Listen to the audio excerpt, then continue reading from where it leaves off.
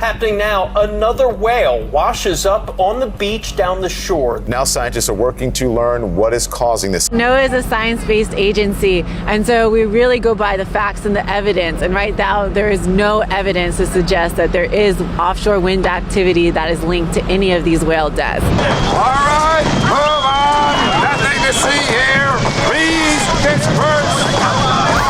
Nothing to see here, please. We covered the reasons why there's, quote, no evidence of the link last time. But now the national media has jumped on this story, and most coverage is going in the direction of downplaying everything that the concerned citizens have brought up, in favor of the official lines from an agency that is, quote, dedicated to robust deployment of offshore wind energy and minimizing its impact. I'm sure we can trust that they're totally unbiased in evaluating the role of offshore wind here. But what happens when, despite anything they might have done to try and mitigate negative impact, that impact is still massive? Is there any hope that they'll correct their course? It's sad to say, but the dead whales continue to mount up around the Jersey Shore, as well as New York and points south. Several more dead ones have washed up since my prior video about this issue, all turning up dead since the infamous seismic survey work began in December. As I said in the previous installment on this issue, the official response from the federal agency in charge of protecting endangered whales has been absurdly defensive of the offshore wind industry, which is fairly incongruous with how they treat fisheries that successfully avoid whale interactions. And that's the great irony here. Fishermen are always treated as guilty until proven innocent, which of course, producing positive proof of a negative affirmation is an impossible task. Yet suddenly, after the offshore wind industry sends out vessels to do seismic surveys and a steady stream of dead whales start washing up in its wake, NOAA Fisheries switches from prosecuting to defending attorney and hurries to broadcast public relations talking points for the offshore wind industry. It seems that protecting marine mammals takes a backseat to their mission to collaborate and assist BOEM, the Bureau of Ocean Energy Management, with the foregone conclusion of filling our ocean with as many wind farms as possible. That's at least how it seems to me. So let's look at this taxpayer-funded spin cycle of a frequently asked questions sheet. Without further ado, NOAA Fisheries' own official frequent questions about offshore wind and whales. Question: what does NOAA Fisheries do to minimize the impact of offshore wind development on whales? NOAA Fisheries is a science agency, and like our Marine Mammal Stranding Network partners, we value marine life and strive to conserve these species. We're dedicated to ensuring the nation's robust deployment of offshore wind energy is done in a manner that avoids and minimizes risks to protected resources, habitats, and managed fisheries. Well, that's all well and good, but what if offshore wind necessarily causes massive collateral damage to the environment? Which of those two priorities will win the day if they conflict with each other? The robust deployment of offshore wind energy or the conservation of marine life, including protected species? I suppose you can't make an omelet without breaking a few eggs, right? You can't urbanize an ocean for hedge funders without deafening a few whales. Question: is U.S. offshore wind development linked to any whale deaths? Answer: no! And if the person answering this question was a straight shooter, they would tell the whole story, reference the stuff we talked about last time about, how we'd only know from level B or C necropsies. Those are under lock and key. We don't even know what's in those. But of course, this FAQ page makes no effort whatsoever to address the fuzzy area of necropsy levels A, B, and C. They continue: at NOAA Fisheries, we work with our partners to analyze and understand the causes of death when we are able. It's an interesting clause to qualify that with. I know they're in dynamic environments, they're working in here, but how often are they able? That would just be interesting to know. That's not pointless filler. It's a clause that is giving them wiggle room. They understand the causes of death when we are able, following the science and data. Now that's filler. At this point, there is no evidence to support speculation that noise resulting from wind development-related site characterization surveys could potentially cause mortality of whales. I mean, yeah, at this point, when this was written a couple weeks ago, there could not be any evidence because it would probably be too early for all of those tests to be complete and submitted for the record. If this question were being answered After the completion, review, and release of level B and C necropsies, it could easily have a very different answer. And I'm not dropping that point because, after all, even though it's also true that at this point there is no evidence to support speculation that vertical lines from Maine lobsterman's gear, for instance, has ever caused the mortality of a North Atlantic right whale, this agency and the ENGOs who crack the whip to steer them towards choking out our fisheries always assert that just because there isn't any evidence that it's happened doesn't mean that we haven't just missed the evidence. All I'm asking for is the same standards to be applied to offshore wind that are applied to fisheries. There are no specific links between recent large whale mortalities and currently ongoing surveys for offshore wind development. Sure, and once the level B and C necropsies that would be the only source of any links are completed and all tests are back from the labs, go ahead and release that proprietary level B and C data and we'll be able to see for ourselves whether or not any links exist. Thank you very much. It would be pretty hard for there to be any specific links before the inner ears are taken and tested, so do that and show us the results. Fair enough? We will continue to gather data to help us determine the cause of death for these mortality events. I'll bet you will. Question: what is the cause of recent whale deaths off New York and New Jersey? Is it related to offshore wind development? No. It is not related to offshore wind development. It's amazing. Apparently, one of the job requirements for getting hired by NOAA Fisheries is extrasensory perception, because they actually already know absolutely for sure that none of these whale deaths were related to offshore wind development, and they know that for a fact before the evidence could be gathered, before the investigation could be done. That's impressive. It's probably because NOAA is a science-based agency. And as we all know, the definition of science is making up your mind what the answer to a question is before thoroughly studying the evidence. Since January 2016, NOAA Fisheries has been monitoring an unusual mortality event for humpback whales with elevated strandings along the entire East Coast. Wonder if that has anything to do with all of the offshore wind development that's been proceeding during the years of that UME. And right now, there is no evidence. To date, there are 178 humpback whale mortalities included in the UME. Presumably, this fact is added to give you the impression that, see, the whales died, here's a number. Old news, it happens all the time. But 178 over 7 years versus 15 or more just inside the last couple of months, that is a tad accelerated, is it not? If it keeps up at that rate, we'd be looking at over 90 mystery whale deaths by the end of the year. If this current rate of mystery stranding were in line with the last 7 years, wouldn't that number be more like over 600 instead of 178, which is still a lot? Do you guys want to look into the whole offshore wind thing at all? Maybe reform your necropsy protocols so that if offshore wind related activities are the culprit, you'll know? Or just stick with your predetermined declaration that offshore wind is blameless. It sounds highly scientific. NOAA is a science-based agency. Partial or full necropsy examinations were conducted on approximately half of the whales. Approximately. You have an exact number for total whales in the UME. You don't have an exact number for how many you even necropsied.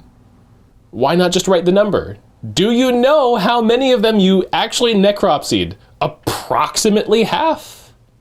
I mean, if it's like 49% or 51%, that's not a big deal, but why did we go from specific numbers to now vague generalizations? Kind of weird, especially for a science-based agency. Of the whales examined, about 40% had evidence of human interaction.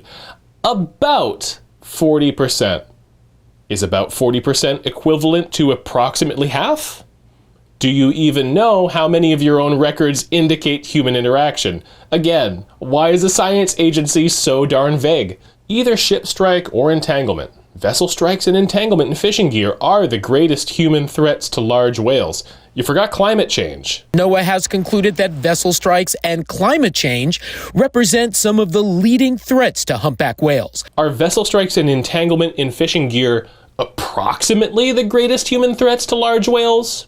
And just how approximately in those human interaction cases would you even consider whether or not offshore wind was playing a role? Because this brings me to something I wanted to talk about last time. I ran out of time to do so. The human interaction form.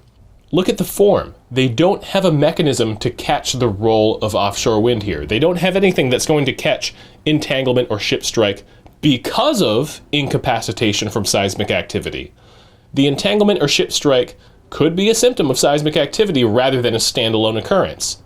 The agency could be counting post-seismic injuries as the cause of death, and I don't see how else on this form you could account for that unless they took the inner ear.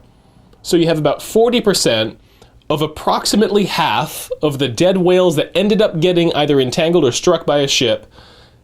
I'm asking approximately how many of those did you take and test the inner ear to determine if seismic activity was a problem? Because for every one of those that you did not do that, you have not ruled out offshore wind. You haven't even addressed it. And you have the gall to write, no, it is not related to offshore wind development. It's a joke. As of January 19th, NOAA had one question and answer which since has been quietly scrubbed from the website. But I have the screenshot. January 19th, question. Does NOAA Fisheries authorize the injury of whales as it relates to offshore wind development? Get this, their answer was no. NOAA Fisheries has not authorized or proposed to authorize mortality or serious injury of whales for any wind-related action. Offshore wind developers have not applied for, and NOAA Fisheries has not approved authorization to kill any marine mammals incidental to any offshore wind activities. That's a really sneaky way to answer the question because, as the agency knows, the official term used by the agency is not kill. The agency term is take. Yes, offshore wind developers have applied for permits for incidental takes.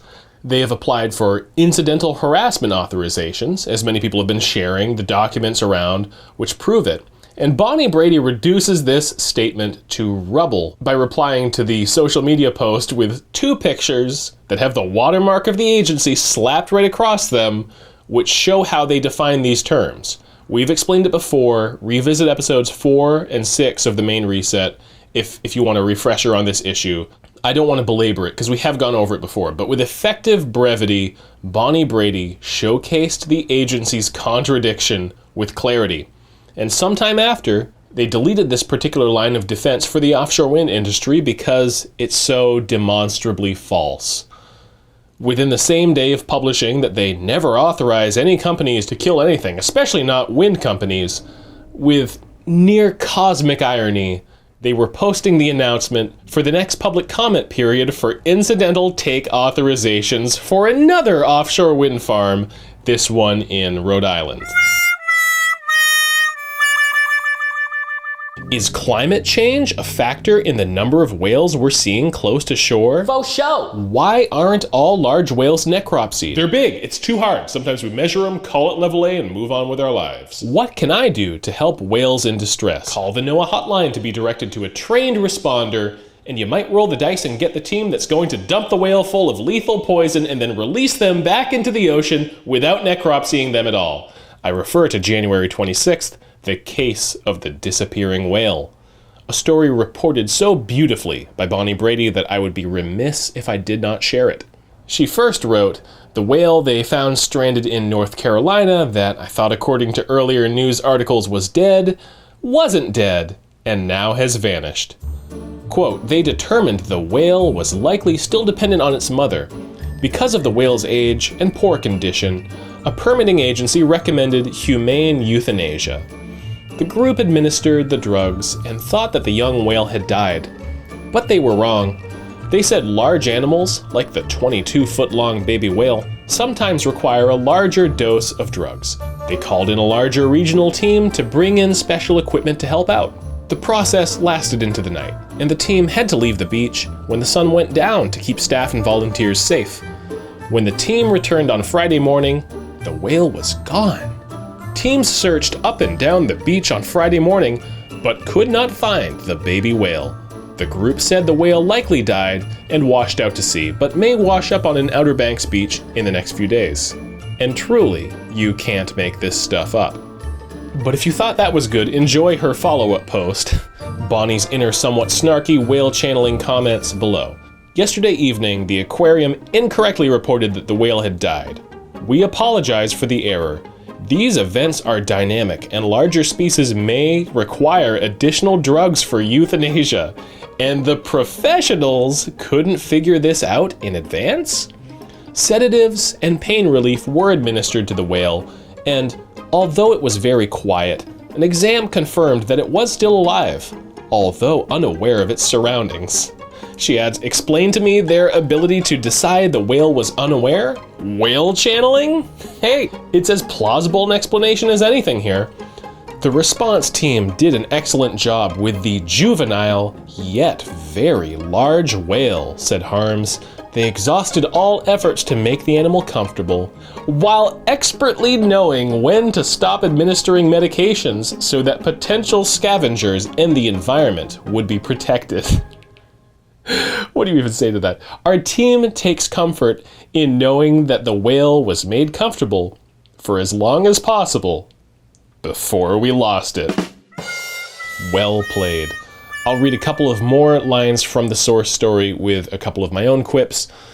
There is valuable information that can be gained from a necropsy examination about this endangered species. Though it's gone forever in this case, please remember, if you find a live or dead stranded marine mammal, stay back a safe distance and call your local experts. And then cross your fingers that they don't just fill it full of poison and send it on its merry way without doing any tests whatsoever. Now look, I'm sure this instance is an outlier, not the norm, but now the prospect of reporting a whale as dead, realizing it's live, quickly euthanizing it, or thinking you did, and then having it swim away alive, maybe to die somewhere else where you'll never be able to get a test done. Now that that's on the table, it's not boosting anyone's confidence. NOAA is a science-based agency. So I'm trying to be a little satirical here. I know that the source story is upsetting for any whale lovers out there. The inspiring part of this whole story is the fact that so many residents of the communities where dead whales are washing up are making it impossible for this trend to get swept under the rug. Some of them have been sounding the alarm bell about the harms of offshore wind development for a while now. Many of them have more recently been ignited to advocate for protecting their waters since this recent explosion of whale deaths. But they're not backing down, and their demands are unassailable, I think. Have a real investigation, and if that investigation produces the evidence that these whales are being impacted by offshore wind development, shut it down. Many of the folks leading the charge have discovered that some of their public servants have been working quietly in recent years to change laws in such a way that benefit offshore wind corporations and cancel out local control over their community's natural resources. An LBI resident shared with me the following information, which I will quote. The governor of New Jersey, along with Public Utilities Board and legislators, pushed through a law in 14 days between June 10th and 24th, 2021, during a time when most were still trying to get out of lockdown and move forward from COVID restrictions. And this law, S3926, took away the authority of local government in towns all across New Jersey in order for public utilities to place transmission stations and cables on public land, property, etc., as requested by the offshore wind developers' applications. We had no idea this was happening. Just unbelievable and sneaky. Thankfully, some of their public servants are taking a stand for the interests of their residents. 12 mayors representing New Jersey's coastal communities have signed on to an open letter calling for a moratorium on all offshore wind activity until we get an open, transparent investigation. The urgent need for an investigation is far from a fringe movement. If you can get as many as 12 mayors in a state like New Jersey to agree to request it. For the skeptics who tout the federal agency's nothing to see here routine, how is it anything but reasonable to insist on an investigation? Well, CBS and Politico joined forces to try and get the masses to see this issue a little differently. Let's go over that report. A group of Jersey Shore mayors are calling for an immediate stop to offshore wind farms, blaming the deaths on the project. But most of the state's environmental groups say there is no evidence that the windmills and whale deaths are linked. Rai Rivard joins me now on set. He covers energy, the environment, and transportation for Politico in New Jersey. So the guy from Politico, who looks to me just a little bit like Rowan Atkinson or Mr. Bean, trying to disguise himself as Elon Musk. I don't know if anyone else had that impression. His job is writing about, quote, energy, the environment, and transportation, aka a hired gun for outfits like energy companies who brand their operations as being helpful for the environment. Because as Tucker Carlson exposed this week, Politico receives undisclosed amounts of advertising money from actual offshore wind developers like the Danish giant Orsted, and churns out so-called news stories to help them. They're kind of a PR attack dog. And that's what this bespectacled Elon Musk lookalike's job is. The company that pays his paycheck gets paid by offshore wind corporation Orsted, and then he gets shunted off to the various news talk shows to say that it's all a coincidence that the pre-construction work of offshore wind farms has been, quote, minor. Do they have any basis for this connection they're drawing between the whale deaths and the wind farms? It's really a coincidence in the technical sense of the word. There's been pre-construction activity and a bit of, minor construction activity for wind farms. Yeah, it's minor for you in your studio, a little less minor for marine mammals in the vicinity who can't escape it and can't plug their ears. And there has been this thought that there could be a connection, although there really is no evidence that there is at this point. The national news media can be bought. Give them enough money and they will cover you favorably. If you send Politico enough money, they will run your ads and then publish stories attacking anyone who criticizes you without disclosing their conflict of interest at any point. Now, they've been doing this for quite some time. It's an open secret in Washington. They're not the only ones who do it. But we just noticed because they attacked us just the other day. They wrote a piece called Why Whale Deaths Are Dividing Environmentalists and Firing Up Tucker Carlson. As if you have to be some kind of right-winger to care about the unexplained deaths of the biggest mammals on Earth. So the story was ridiculous, but what we didn't get at first was that Politico was paid to run it. Politico is taking a lot of money from the corporations who manufacture and profit from commercial wind turbines. Politico's been running this ad on behalf of the Danish wind power company Orsted. It appears on Politico's website. It looks like a news article, but it's not. No, it's an ad. You wouldn't know. You're not supposed to know. It's supposed to fool you. Here's the headline. Offshore wind, the green energy panacea with some hurdles. Oh, what? Just a few, like killing all the whales. No problem, just a little hurdle. That's how the fake article begins. Quote, the EU will have to dramatically boost its production of renewable energy to meet its Green Deal targets. Enter offshore wind. That's the news story on Politico. They're prostitutes. And they're not even ashamed. So we reached out to them today and asked, well, why didn't you disclose the fact that you're a hooker? Sorry, that you're taking money from offshore wind turbine manufacturers in your article about offshore wind turbines? They don't want to answer that question. But listen to how the anchor at CBS coaches this offshore wind hired gun to try and politically discredit all of the mayors who signed on to the letter requesting an investigation. And do they have political motivation for drawing this link together, these mayors? Yeah. If the Republican mayors are motivated by concerns about how this looks for the beach shore communities, there's a motivation for the Biden administration too. I mean, in other words, these wind farms, put them in the context of the Biden energy policy. So over the next couple of years, they want to put hundreds of wind turbines in the ocean. It's a big part of President Biden's goals, of New Jersey Governor Phil Murphy's clean energy goals, New York Governor, similar goals. We're talking hundreds of wind turbines that would provide power for millions of homes. So it's just a Republican thing. I wonder why there are so many people who are definitely not Republican. I wonder why so many of them are voicing the very same concerns about offshore wind development. Clean Ocean Action, are they all Republicans over there? I kind of doubt it. We've been covering some opposition from shore communities in Jersey, and there's been certainly similar opposition in Long Island to offshore wind farms. People don't like the views. They have concern about infrastructure coming across their beaches. And this has all been blended in with some environmental concerns that are legitimate about the impact of large turbines in the ocean, affecting marine life. So there are, more broadly speaking, legitimate concerns about the wind turbines, just not necessarily environmental concerns with respect to these deaths. Is that fair to say? It's a mix. Now that's actually a pretty skillful way to use a little psychology in your argument to appear balanced. I should try it sometime. He concedes that there are some legitimate concerns about the harm to marine life.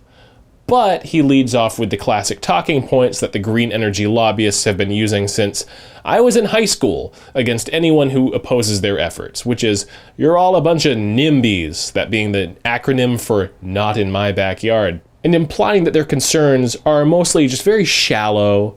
They just don't want their views to be obstructed.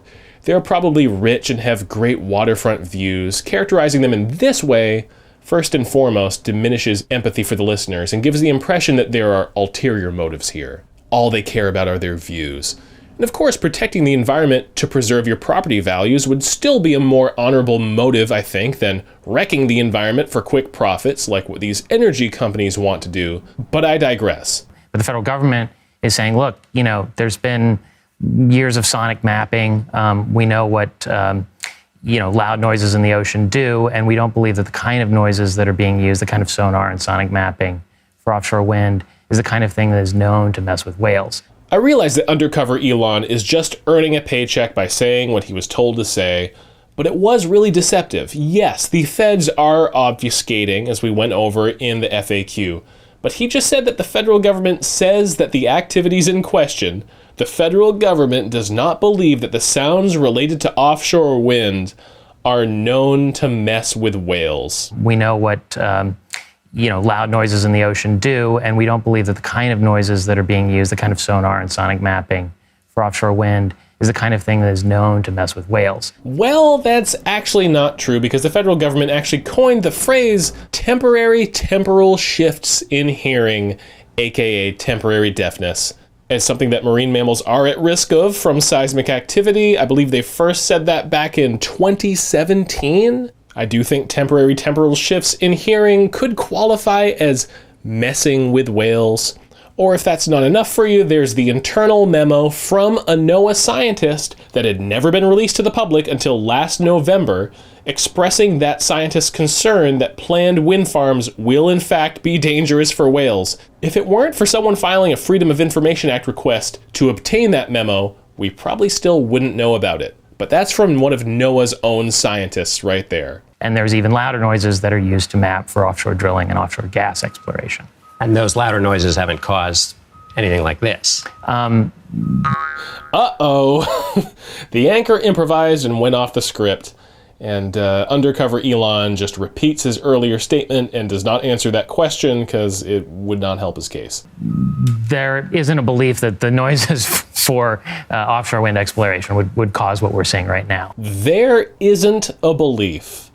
Well, there is that belief among the people seeing the offshore wind industry's work turning up a huge crop of dead whales. There is that belief of danger to whales from seismic activity from at least two individuals looking at the issue from within the federal government that I just quoted, but Undercover Elon is sticking with the statement that there isn't a belief. And is the environmental group Clean Ocean Action, is that the group that's saying that perhaps there is this linkage even though there's no scientific evidence for a linkage? Right, and they're saying, that there is an absence of evidence of what's causing these deaths. So maybe there's an absence of regulatory oversight.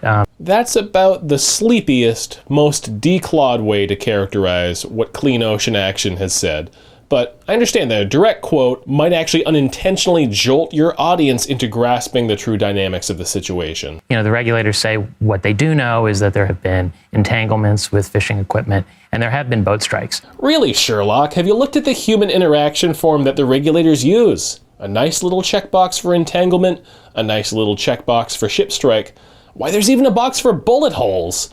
But there's no checkbox on there for seismic activity. It's a beautiful system. The regulators say that they can only point to entanglements and ship strikes as hazards, and there's no box on the form for seismic. How about you just white out the bullet box and write deafened for the sake of net zero? And is there any other prevailing theory for what's caused? Because 10 since December seems like a lot.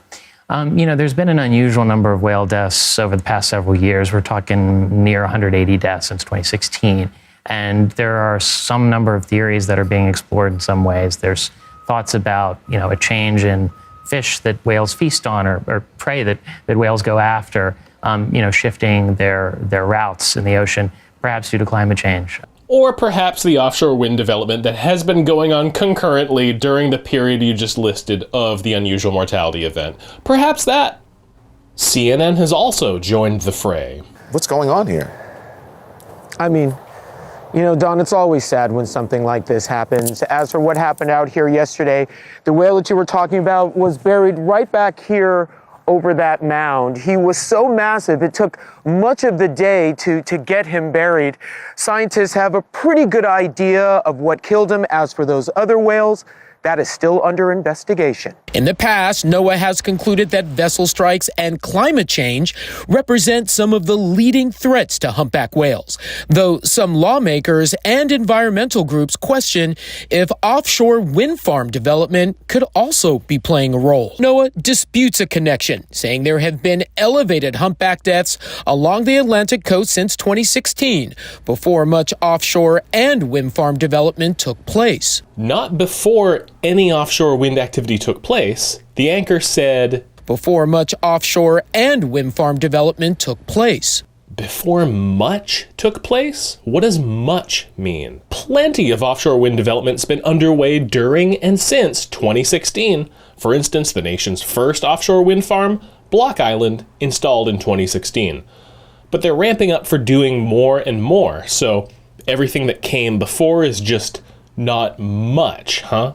Scientists have a pretty good idea of what killed him. As for those other whales, that is still under investigation. In this case, NOAA released a statement saying preliminary findings indicate that a vessel strike is the likely cause of death. However, we will know more once the results of the samples become available. And as we've pointed out, level B or C necropsy data are the only way that we could evaluate the presence or absence of offshore wind activity in the death of a whale.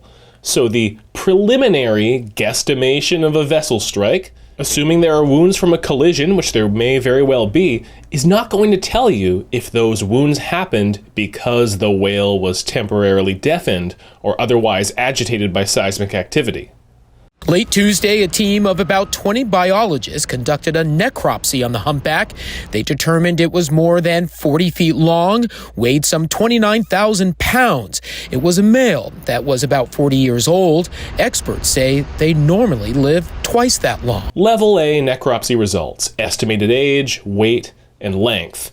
Really enlightening as far as the whole question of seismic impacts. But NOAA calls length morphology because NOAA is a science-based agency, and so we really go by the facts and the evidence, and right now there is no evidence. Climate change. I inserted a mocking loop of comically sped up climate change sound bites to even the score for how the editors put the obligatory cut of Bonnie Brady's interview on high speed, I suppose to make her comments sound sillier. She's the only one who got the speed treatment, even though she already talks pretty darn fast.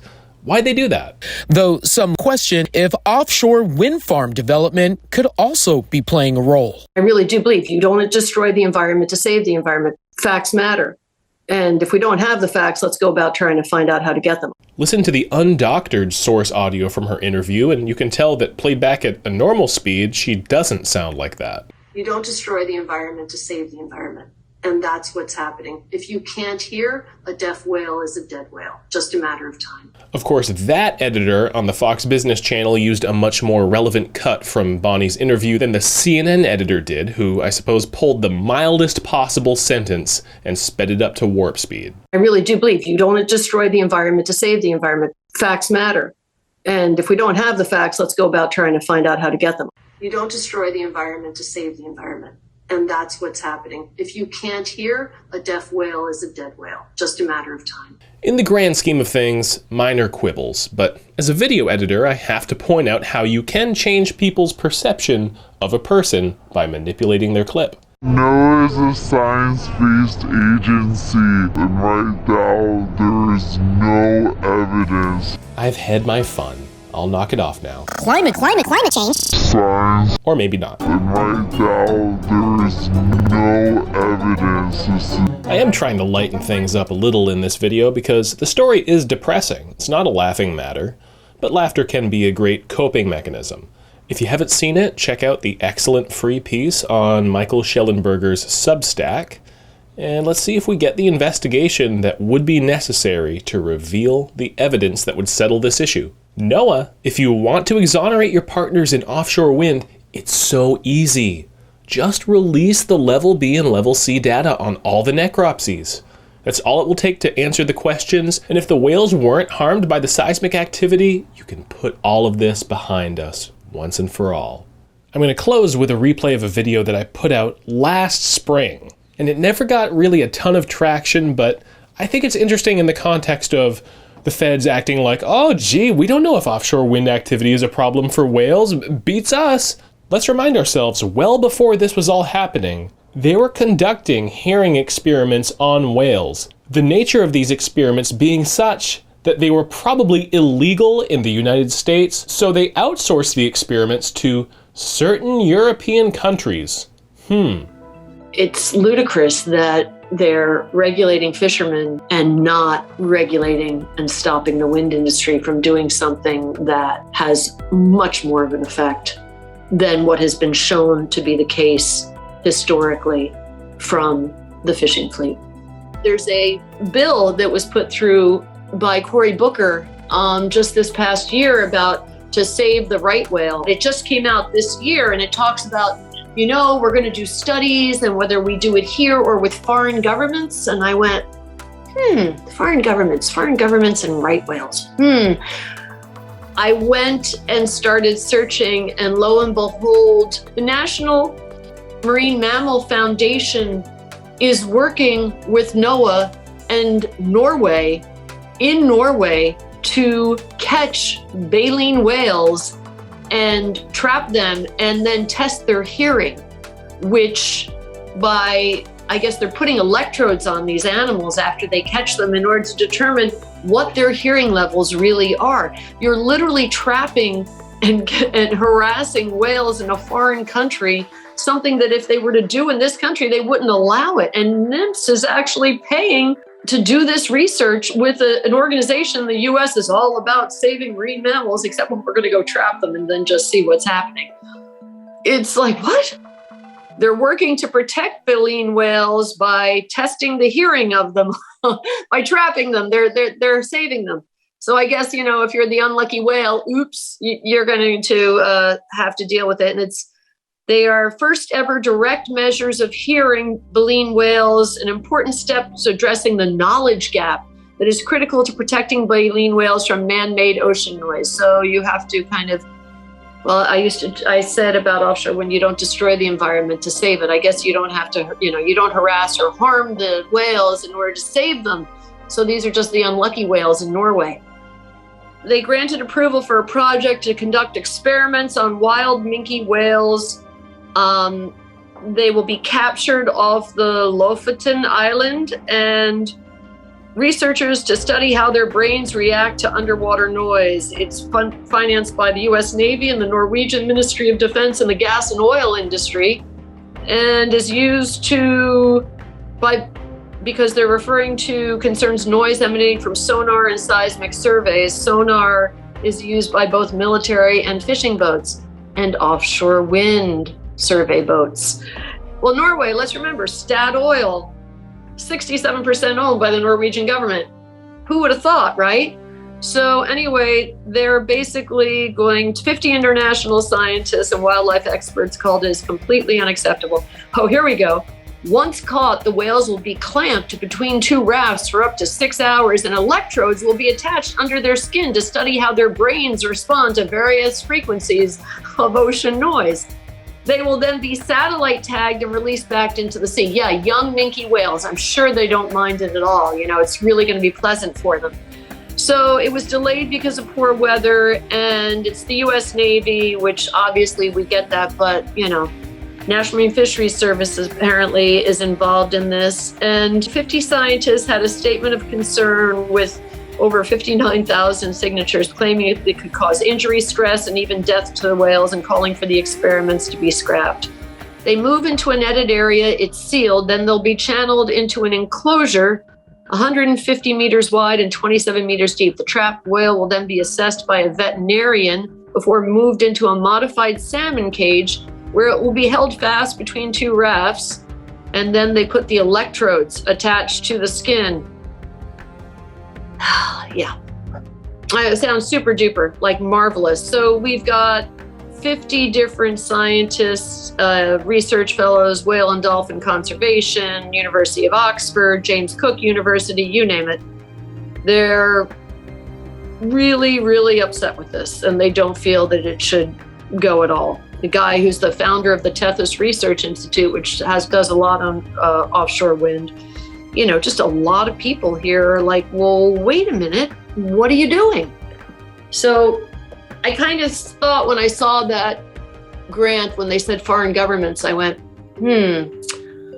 why would foreign governments be involved in whale research? I mean, if it was just Canada, you would think they would just put Canada, but I have a feeling what we've got going on is some of the offshore wind companies want to get into figuring out what's going on. I know that Orsted has been working with a group to test a type of submersible, like an ROV, to see whether or not they can see right whales, with their goal being to be able to pile drive 24/7 and not just from dawn till dusk.